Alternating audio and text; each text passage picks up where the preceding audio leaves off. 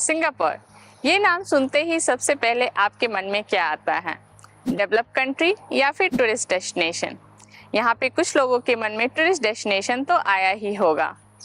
अगर ये tourist destination है तो यहाँ पे जाने के लिए वीज़ा मिलता भी है या नहीं मिलता है, और अगर मिलता है तो उसे हम कैसे अप्लाई कर सकते हैं और उसका क्या प्रोसेस है। हेलो एवरीवन, स्वागत है आप सभी का हमारे चैनल सफ़र में। तो आज हम लोग बात करने वाले हैं सिंगापुर में टूरिस्ट वीज़ा एप्लीकेशन का क्या प्रोसेस है। तो चलिए शुरू करते हैं। सबसे पहले बात करते हैं हम इंडियंस को सिंगापुर का टूरिस्ट वीज़ा मिलता भी है या नहीं। तो इसका आंसर है यस, बहुत आसानी से मिलता है। इनफैक्ट लाखों इंडियंस हर साल सिंगापुर टूरिज्म पर्पस से आते हैं। लेकिन यहाँ पे मैं कुछ बातों को हाईलाइट करना चाहूँगी जिसके कारण से आपका वीज़ा जो है वो डिनाई हो सकता है। उसमें कुछ चीज़ें हैं जो आप ध्यान रख सकते हैं, जैसे कि आप पे कोई कोर्ट केस है या फिर आपका पासपोर्ट का जो वैलिडिटी है वो 6 मंथ से कम है, या आप सिंगापुर कभी और नाम से आ चुके हो पहले, या और भी कुछ रीजंस हो सकते हैं जिसकी वजह से मे बी आपका जो वीज़ा एप्लीकेशन है वो रिजेक्ट हो जाए। चलिए अब जानते हैं सिंगापुर में वीज़ा एप्लीकेशन का क्या प्रोसेस है। बेसिकली आप यहाँ पे 2 तरीके से वीज़ा अप्लाई कर सकते हैं। फर्स्ट या एजेंट के थ्रू, एंड सेकेंड यहाँ के लोकल कॉन्टैक्ट के थ्रू। तो सबसे पहले बात करते हैं वीज़ा एजेंट के थ्रू आप वीज़ा कैसे अप्लाई कर सकते हैं। अगर आप सिंगापुर के मिनिस्ट्री ऑफ फॉरेन अफेयर्स की वेबसाइट पे जाते हैं तो वहाँ पे आपको दिखेगा कि उन्होंने कुछ फिक्स्ड वीज़ा एजेंट को वीज़ा की रिस्पॉन्सिबिलिटी दी है, जो कि मेनली सिचुएटेड है Delhi NCR, Rajasthan, Uttar Pradesh, Punjab and west Bengal में। जब हम ये वीडियो बना रहे हैं तब तक तो यही 5 स्टेट के नाम वहाँ पे मेंशन है, लेकिन मैं सोर्स का जो लिंक है वो डिस्क्रिप्शन में दे दूँगी, आप वहाँ जाके चेक कर सकते हैं अगर ये लिस्ट फ्यूचर में बढ़ता है तो।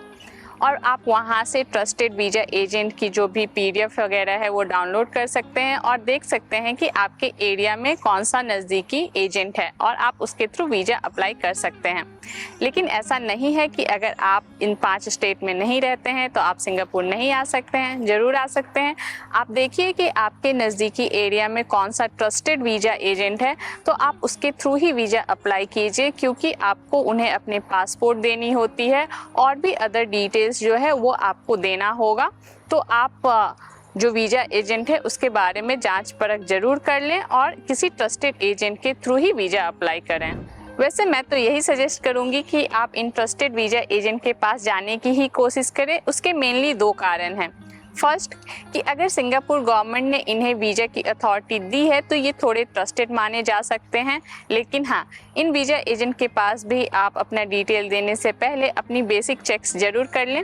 सेकेंड, इन वीज़ा एजेंट का जो रेट है वो थोड़ा कम होता है, और मैं जिस वेबसाइट को रेफ़र कर रही हूँ वहाँ पे अभी इनका जो सर्विस चार्ज है वो 500 रुपीज़ मेंशन है। लेकिन एक्चुअल में ये कितना चार्ज करेंगे वो मैं अभी आपको नहीं बता सकती, ये डिपेंड करता है, तो आप वो देख लेना। चलिए अब जल्दी से दूसरे प्रोसेस के बारे में जान लेते हैं कि अगर आपका सिंगापुर में कोई लोकल कॉन्टैक्ट है तो आप उसके थ्रू यहाँ का वीज़ा कैसे अप्लाई कर सकते हैं। और हाँ, यहाँ मैं सब पहले क्लियर करना चाहूँगी कि अगर मैं लोकल कॉन्टैक्ट बोल रही हूँ तो सिंगापुर में लोकल कॉन्टैक्ट किसको ट्रीट किया जा सकता है।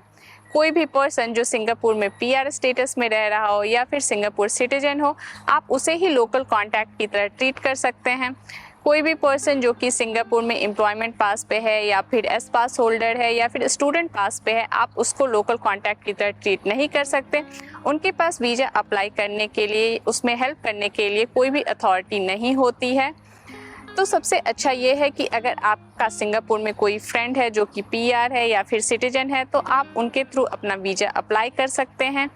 उसमें प्रोसेस काफ़ी इजी हो जाता है। उन्हें आपको बस अपनी बेसिक डिटेल्स देनी होती है और जो भी फ़ी लगता है वो देना होता है।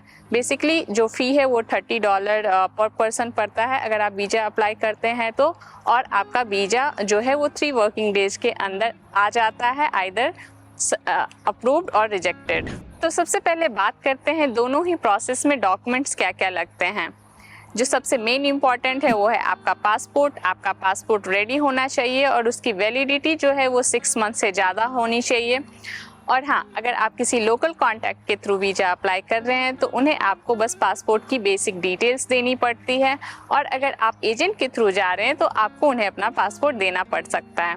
सेकंड, पासपोर्ट साइज फ़ोटो लगती है, तो उसका जो भी स्पेसिफिकेशन है उसके लिए मैं लिंक डिस्क्रिप्शन में दे दूंगी, आप वहां जाके देख सकते हैं कि फ़ोटो की क्या स्पेसिफिकेशन है। इसके अलावा अगर आप किसी एजेंट के थ्रू ही वीज़ा अप्लाई कर रहे हैं तो आपके पास आपका एयर टिकट होना चाहिए, होटल की बुकिंग होनी चाहिए कि आप सिंगापुर में कहाँ रुक रहे हैं, ये सारी डिटेल्स आपके पास होनी चाहिए। लेकिन अगर आप किसी लोकल के थ्रू जा रहे हैं तो ये सारी डिटेल्स नहीं लगती हैं, तो आपका यहाँ पे एक और बेनिफिट हो जाता है। उसके अलावा एक होता है फॉर्म 14A, जो कि आप अगर किसी लोकल के थ्रू अप्लाई कर रहे हैं तो वो ऑटोमेटिकली फिल हो जाता है, लेकिन एजेंट के केस में आपको वो भी भरना पड़ता है। अब बात करते हैं वीज़ा की वैलिडिटी एंड सिंगापुर में स्टे के बारे में।